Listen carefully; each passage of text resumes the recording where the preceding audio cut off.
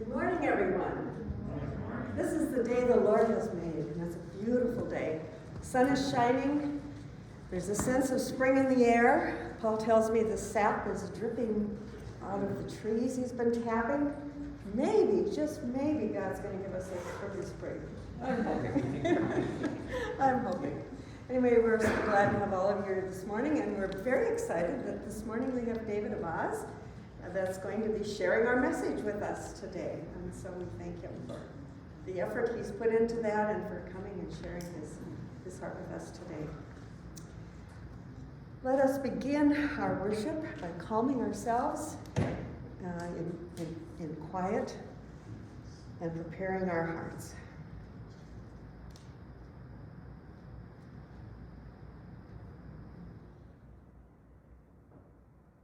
During the season of Lent, we are called to return to the Lord with all of our hearts. Create in us a clean heart, O God, and put a new and right spirit within us. The gathering song we use each week during Lent is Tree of Life. It's 334 in the Red Book.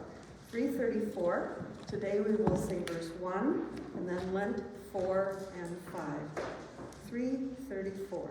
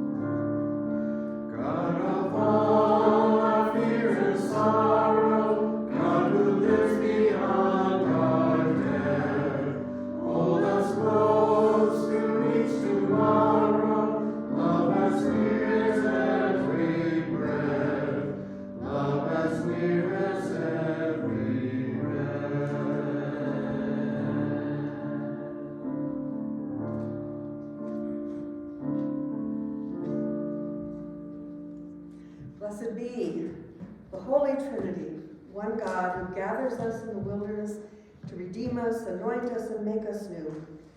In these 40 days of Lent, let us be honest, let us confess our sin, and let us receive God's promise of mercy. God of the margins, we have wandered far from your home. Again and again we lose our way. We turn inward, afraid of the world around us. We forget that you have saved your people before, and you promise to do it again. Do not remember the deeds of our past, but turn our faces toward the future, where your forgiveness is sure, your welcome is clear, and your love overflows. Amen. Hear the words of God's loving forgiveness. Like a hen who gathers her chicks, God embraces us in his tender care. Like manna in the desert, God feeds us with surprising mercy. Like a loving parent, God runs to meet us again this day, forgiving our sin for the sake of Christ and leading us from death into life. Amen. Let us sing our Lenten acclamation, Shepherd Me, O God. We'll sing it twice.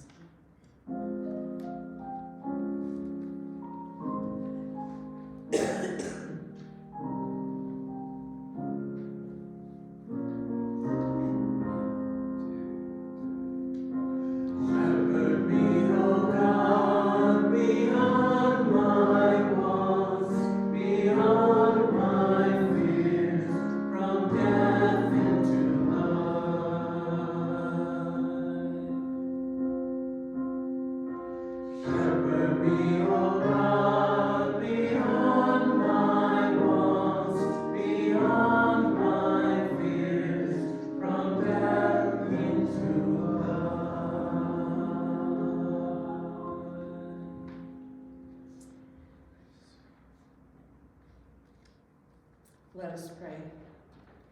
Bend your ears to our prayers, Lord Christ, and come among us. By your gracious life and death for us, bring light into the darkness of our hearts and anoint us with your Spirit. For you live and reign with the Father and the Holy Spirit, one God, now and forever. Amen. We're going to read together the psalm that we all love so much, Psalm 23, which is in your today's readings. I will read the unbold, and I invite you to respond with the bold. The Lord is my shepherd, I shall not be in want. The Lord makes me lie down on green pastures and leads me beside still waters. You restore my soul, O Lord, and guide me along right pathways for your name's sake. Though I walk through the valley of the shadow of death, I shall fear no evil. For you are with me, your rod and your staff, they comfort me. You prepare a table before me in the presence of my enemies. You anoint my head with oil, and my cup is running over. Surely goodness and mercy shall follow me all the days of my life, and I'll dwell in the house of the Lord forever. Our second reading is from the 5th chapter of Ephesians, where Paul writes this. For once you were darkness, but now in the Lord you are light. Live as children of light. For the fruit of the light is found in all that is good and right and true. Try to find out what is pleasing to the Lord. Take no part in the unfruitful works of darkness, but instead expose them. For it is shameful even to mention what such people do secretly. But everything exposed by the light becomes visible, for everything that becomes visible is light. Therefore it says, sleeper awake, rise from the dead, and Christ will shine on you. That is the reading. Our Holy Gospel this day is from the 9th chapter of John, beginning with verse 1. It's a fairly long Gospel reading. It's the story of the man born blind. As Jesus walked along, he saw a man blind from birth. His disciples asked him, Rabbi, who sinned, this man or his parents, that he was born blind? And Jesus answered, neither this man nor his parents sinned. He was born blind so that God's works might be revealed in him. We must work the works of him who sent me while it is day, for night is coming when no one can work. As long as I am in the world, I am the light of the world. And when he had said this, he spat on the ground and made mud with his saliva and spread the mud on the man's eyes, saying to him, go, wash in the pool of Siloam, which means sent. And then he went and he washed and he came back able to see. The neighbors and those who had seen him before as a beggar began to ask, is this not the man who was used to sit and beg? Some were saying, it is he. Others were saying, no, but it is someone like him. He kept saying, I am the man. But they kept asking him, then how are your eyes opened? And he answered, the man called Jesus made mud, spread it on my eyes, and said to me, go to Siloam and wash. And I went and I washed, and I received my sight. And they said to him, where is he? He said, I do not know. They brought him to the Pharisees, the man who was formerly been blind. And now it was the Sabbath day when Jesus made the mud and opened his eyes. And then the Pharisees also began to ask him how he had received his sight. And he said to them, he put mud on my eyes, and then I washed, and now I see. And some of the Pharisees said, this man is not from God, for he does not observe the Sabbath. But others said, how can a man who is a sinner perform such signs? They were divided. So they said again to the blind men, what do you say about him? It was your eyes he opened. And he said, he is a prophet. The Jews did not believe that he had been blind and had received his sight until they called the parents of the man who had received his sight and asked them, "Is this your son who you say was born blind? How then does he see?" His parents answered, "We know that this is our son and that he was born blind, but we do not know how it is that now he sees, nor do we know who opened his eyes. Ask him, he is of age. He will speak for himself." His parents said this because they were afraid of the Jews, for the Jews had already agreed that anyone who confessed Jesus to be the Messiah would be put out of the synagogue. Therefore his parents said, "He is of age, ask him." So for the second time they called the man who'd been blind, and they said to him, "Give glory to God. We know that this man is a sinner." And he answered, "I do not know whether he is a sinner. One thing I do know, and that though I was blind, now I see." And they said to him, "What did he do to you? How did he open your eyes?" And he answered them, "I have already told you, and you would not listen. Why do you want to hear it again? Do you also want to become his disciples?" Then they reviled him, saying, "You are his disciple, but we are disciples of Moses. We know that God has spoken to Moses, but as for this man, we do not know where he comes from." And the man answered him, "Here is an astonishing thing. You do not know where he comes from, and yet he opened my eyes. We know that God does not listen to sinners, but he does listen to the one who worships him and obeys his will. Never since the world began has it been heard that anyone opened the eyes of a person born blind. If this man were not from God, he could do nothing." And they answered him, "You were born entirely in sins, and are you trying to teach us?" And they drove him out. Jesus heard that they had driven him out, and when he found him, he said, "Do you believe in the Son of Man?" And he answered, "And who is he, sir? Tell me so that I may believe in him." And Jesus said to him, "You have seen him, and the one speaking with you is he." And he said, "Lord, I believe." And he worshipped him. And Jesus said, "I come into this world for judgment, so that those who do not see may see, and those who do see may become blind." Some of the Pharisees near him heard this and said to him, "Surely we are not blind, are we?" And Jesus said to them, "If you were blind, you would not have sinned. But now that you say we see, your sin remains." The gospel of our Lord. Thanks be to God. I invite you forward, David. I'm going to set the timer.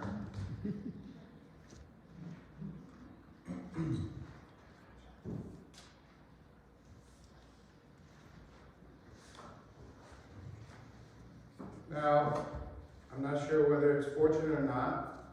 I wrote this out, multiple pages, but I'm going to do something I don't normally do because it can get you in trouble. I'm going to just use notes with a few words on it. So, as you heard in the Gospel, John, it's quite a time. There's a lot of uncertainty. There's questioning. Is this really the person, or did they just switch? You know, you've got Pharisees, you've got neighbors, you've got beggars, you've got water, you've got all of these different things. It's a chaotic time. So when you think about that time, imagine it today. Imagine going to the co-op and going somewhere along the water and where there's a beggar who's blind and having someone heal them. Imagine what would come. You'd have cameras, you'd have people questioning, you'd have a whole bunch of chaos. Well, that was what was happening then. There was a lot of chaos at that moment. You've got politics, you've got Pharisees, you've got hierarchy, you've got people afraid to speak because if they say the wrong thing, they'll be chastised from the synagogue. So, you know, as I thought about this over the last couple of weeks, I was thinking, well, what are the takeaways from this? From this story, from this sharing? And, what are the highlights? And so I pulled out a few things. One thing that was quite profound in what was said, that he was not blind because of sin. Born blind, they assumed he had sinned, or his parents had sinned. It's a very profound question, and one that would provide a whole sermon or two all by itself. But that's one that really spoke to me. That was something that spoke to me and resonated with me. That was an important thing, that what he shared. The other is the miracle. It's a miracle it takes on. Now, the stories of Jesus are riddled with miracles all throughout times, whether it's getting someone to walk, clearing someone's lungs, or walking away from the tomb as Lazarus. And in this case, it was making a person who was blind from birth be able to see.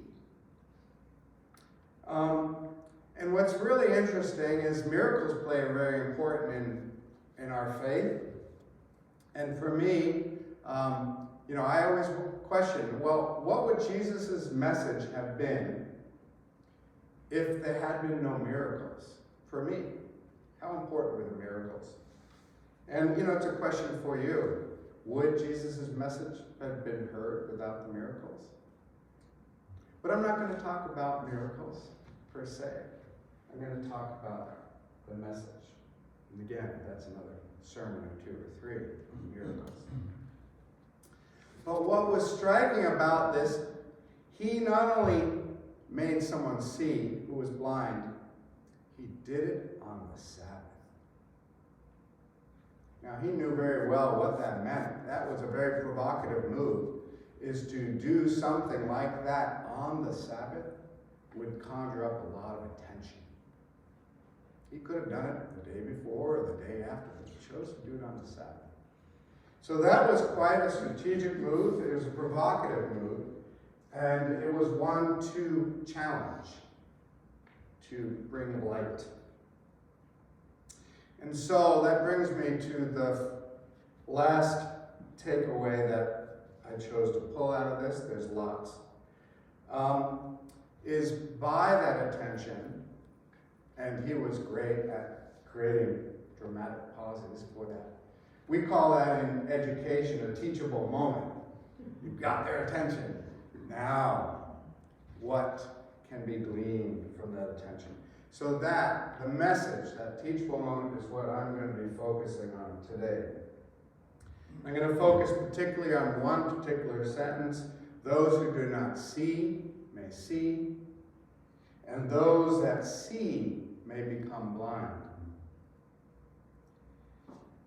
So, now in seeing, we get light, it goes in, and it registers into the brain, and we flip it, it comes in upside down, and then we see, and we go, a chair, people, the snow is snowing.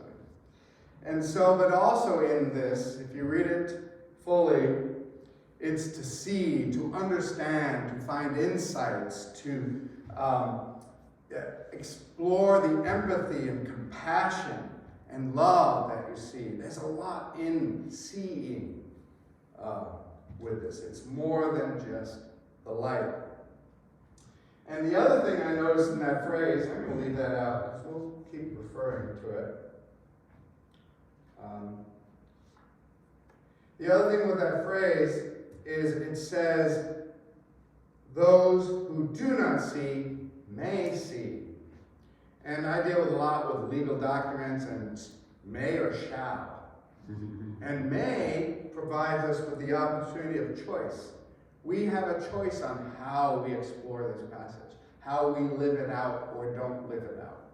It's our choice, our free will, to see what this message means to me in my life today, and how do I translate it. For this was a lesson 2,000 years ago, and now we are here over 2,000 years, and what does it mean today? So we see, right? We're all seers. And what are we blind to? What are we blind to as seers? As I pondered this over the last 2 weeks, as I was thinking about this morning, some things we cannot see, right? Some physically we cannot see. One example might be when I'm working the soil on our farm and I'm looking at it, I can't see those darn little bacteria that take up over 1 million per teaspoon of soil. Bacteria. I can't see them, period, unless I use a microscope. So I can't see bacteria. And those northern lights, how many saw those northern lights on Thursday night? Yes? Oh, I'm sorry for those that didn't. It was amazing. It was probably, we've been here 35 years, and it was the best show. Not as much color as we've seen like 20 years ago, but this was amazing. I lay down filled with blankets. Our whole family was here, both sons and friends, and we lay on the snow and watched the light, the glimmering. Almost could hear it. It was just so amazing. 100% of the sky. It was amazing. But did you know that afternoon and the morning after, there were still northern lights? But we couldn't see it. And so, that's one thing, the physical things we can't see. The second thing that struck me is some things we cannot see out of ignorance.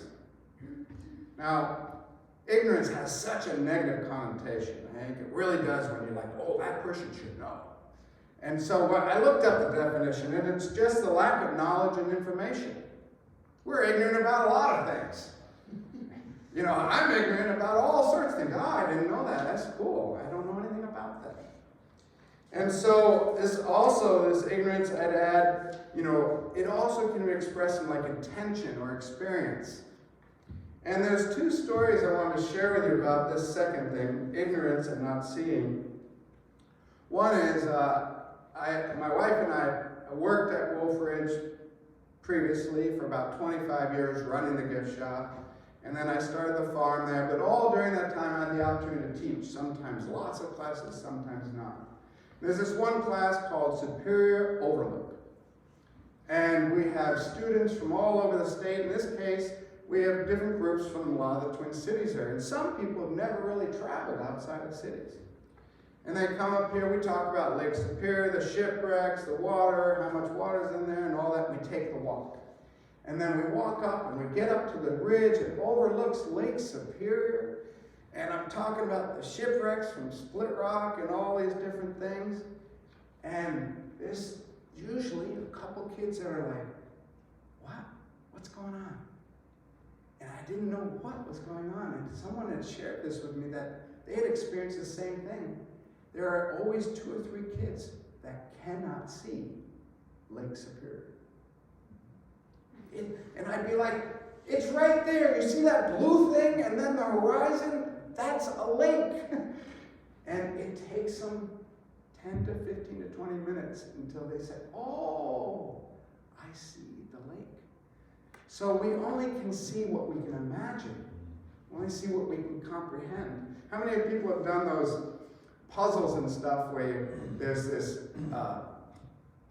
image in there? And Lisa can see it, but I can't see it. And, or these videos, and a bear walks across the video, and only 30% see the bear walking across the video. It's just so intriguing.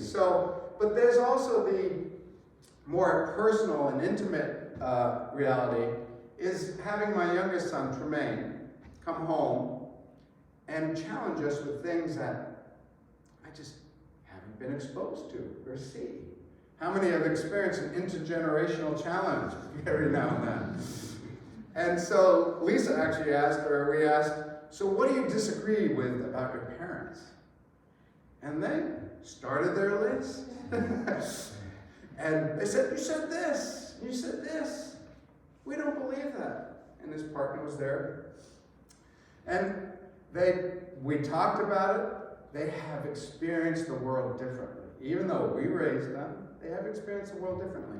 They have different stresses, they have different challenges, they have different times. So those are all ways that we all run into ignorance. And one of those things is gender. You know, how many of you have been asked to call someone by they, them? Okay. So those are all new things for us. And boy, do we continue to make mistakes trying to do that for the people who've asked us to, out of respect. But that second category.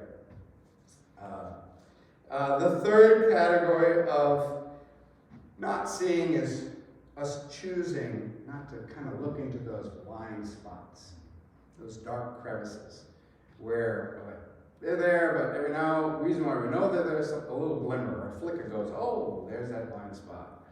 Yeah. You know, we're born in a culture that's quite, you know, from the moment we're born, we're exposed with norms and expectations of how we are, who in our society deserves more respect and who deserves less. How does money fit in? We are inundated. Even as an example, you know, the Melbys had their children slightly before ours, and so we got their children's clothes. And so the last two kids were girls. And so we had all this great kids' clothes, and so they're in these yellow jumpers. And our oldest son, Colby, was there, just a baby in this yellow jumper. And one of the neighbors came and said, oh, look at that cute baby. What a beautiful girl. And we were like, oh, no, you know, he's a boy. And immediately he says, oh, how you doing? Hi, how you doing? And so from the moment we're born, we're getting stuff. We're getting stuff, determining how to sort out life. How do things fit? And some of it's things we don't want as Christians or followers of Jesus to do. You know, whether it's greed or other things. Money's good, right? We want money. It's an aspiration. I want to be a professional hockey player. Those are aspirations that are built into our culture. Well, my parents, my dad was a minister, and my mom was living out the faith in better ways than my dad throughout life. They all, as we all try to do, is provide a counterculture. What do we want our kids to believe, feel? That Christian practice. And my parents were all about all people are equal and loved under God. They really tried to spread to us the idea that everyone is equal and respect is due the person that deserves it. Not that they're a doctor or pastor or anything else, but those that act well deserve respect. So trying to break up that hierarchy, and I know that hierarchy is here in our experience as culture. I know when we first got here, it was more than it is now. We haven't become friends with the town doctor in Silver Bay. And some of our neighbors were like, you know them personally? The doctor? Those things in this generation are different now. You have priests that have gotten into trouble in the Catholic Church. You have a re-evaluation of the automatic standard hierarchy. Some good things, some bad in that process, but it's changed. But my parents tried to instill this counterculture where we look at the person, not their title. And, you know, they tried to introduce us to race issues. They tried to introduce us to people of different sorts. And so when I was a little kid, we had Fresh Air Kids. And that was a program where inner city kids would come out to Long Island, the island off of New York City, and they'd spend a week. So we'd have these black kids playing with us and doing stuff and hanging out with us so we could learn that people are people, good and bad, no matter what you look like. And that was also challenging in our neighborhood as a white neighborhood. Half of our neighbors were Jews, half of them were Catholic on Long Island, New York. And so The one other thing I was going to bring up is they also introduced us to this one man. He was a pastor in the Presbyterian Church, and he would visit, and we just got to know him over the years. And he was lovely. He made us laugh. We played games and all these things. And then at some point, they said, "Oh, just so you know, we want you to know all people are loved by God and all are equal." That man is gay. And what a gift to be able to learn about a person without putting them someplace. Of course, I was the youngest of four, so I didn't even know what he's talking about. So those are the types of things we do, whatever it is we do, to try and bring Jesus' message or any other faith that wants to live true to their God. And then there's the fourth thing, the willful ignorance. Now, I'm going to pull out a list of things I realized. I was thinking, being willful to deny all that stuff, that's not very good, right? But it's a different life than what it was when Jesus was telling us this story.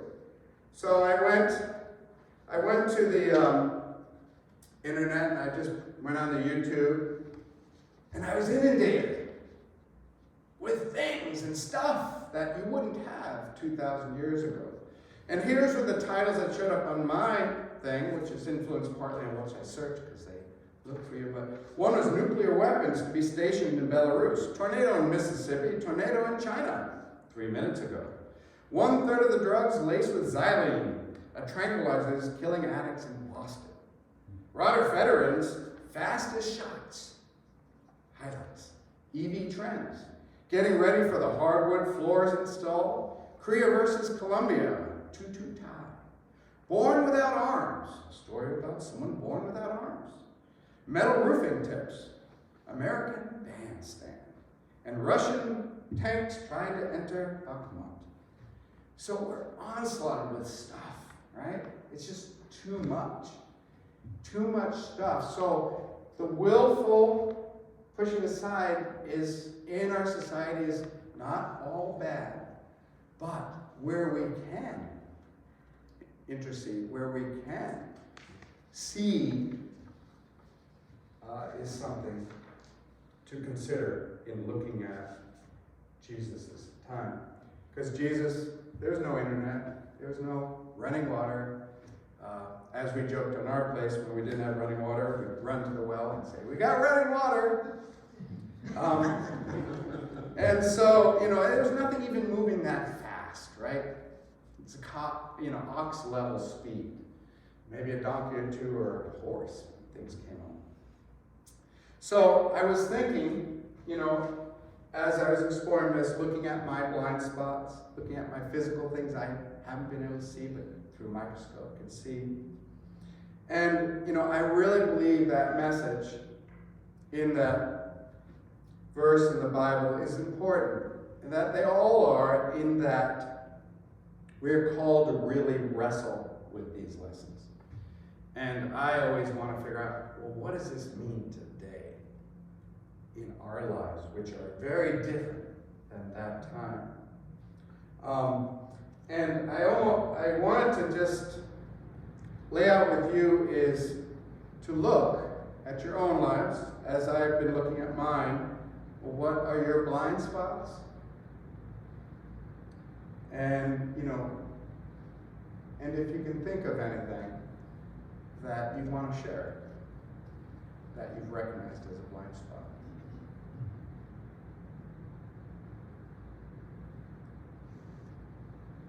Are you thinking right now, David? I'm thinking right Oh now. my gosh, you're preaching to Lutherans, right? I am. This is an attempt, an experiment. So I listen to NPR all the time, right? And I hear all of these stories, similar to what you just listed. But my blind spot is to not be empathetic to those folks that are just wiped out by a tornado, in a matter of minutes, right? Or that are getting bombed every day by the Russians. we kind of live in our own little world here where we're safe. We have to deal with snow, of course, there's things that we have to deal with, but compared to those things, I guess my blind spot is really not feeling what is really going on in the world and kind of being isolated up here in our beautiful North Shore of Yeah. Minnesota. And that would be my biggest. And those are the things that challenge us. We're like, oh, I really should care about this. But there's so much. So much. It's much easier if your neighbor is in need. That's easier. But it's an important thing. How to maintain that is something we look to see. What does this mean? It's a coping mechanism. Oh, and that's that reality. That's that willful. And what could you do about any of that actually right now? Part of it, we rationalize it that way, yeah. So those are the challenges. Yeah, any other blind spots people want to risk and share?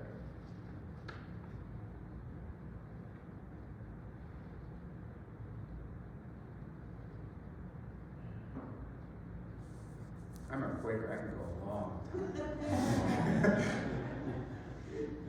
You're waiting for somebody to start quaking, aren't you? That would be beautiful. That'd be beautiful. Come on up. Part of the problem with it being a blind spot is that we can't see it. Right, You've got us thinking about it. right. So where are those flickers that you're like, oh yeah, little flashlight? I have found over the last couple of years that, I grew up in a home where we were taught not to be prejudiced at all, but because the culture and everything else, I'm finding more and more, I do see someone and make a stereotype evaluation. And I think even my own sons, sometimes the wayward ways have brought more of a humanizing other people. That before I thought, oh yeah, I'm compassionate, I care, but I don't think I was seeing them as an equal, or better, and I hope I do that better now. Yeah. My wife and I always said, we are creatures of comparison. Yeah. We're always comparing. The comparing, It's like, oh, I remember when we had our first child, in our cabin, 16 by 24, with no running water, the cabin well, he built the initial shell. But we were like, we got our food, we had a little solar panel for a radio and a light, and we were like, oh, we're doing good. And at least we're not the Harrises. The Harrises were in the Beaver Bay Hotel above the, the laundromat. And they're away from their home, they're up in this place, and they, at the same time, they had just had a kid, and they were like, at least we're not the Abazas. And we shared this, we each were taking solace at, well, we wouldn't want that. And we're good where we are. We're comparisons. That's terrible. And we are, so what does this call say? What does Jesus call us to say on what that looks like? There's comparison and then there's judgment. They come really close. But he came and he said, I come in judgment. Those who do not see may see. He came in judgment. He was making a comparison. But anyway, very, very interesting. We all have glimmers into those blind spots. And I'll leave you with just the thought of to see, to really, really see, in how we approach the world is empathy. Is on my first, just to remember that empathy, even if we can't feel for the 27 people killed by the tornado in Mississippi, we can imagine and try to at least feel. It's nothing lost and something gained in the world by trying that, but watch that stuff. That's the challenge. So empathy, go out and find empathy. Be honest and claim reality. What is actually happening here? Critical thinking. What is going on? But go to understand and to empathize. But most of all, I think we are called to act, to reconciliation, to act in joy and love. And if we could do that, that would change the world. Everyone could do that. So, head, heart, hands. Go forward. Amen. Thank you, David, for being with us today. We're going to sing Open the Eyes of My Heart, Lord, which is on the sheet in your bulletin. And if you know the song, jump in with us. And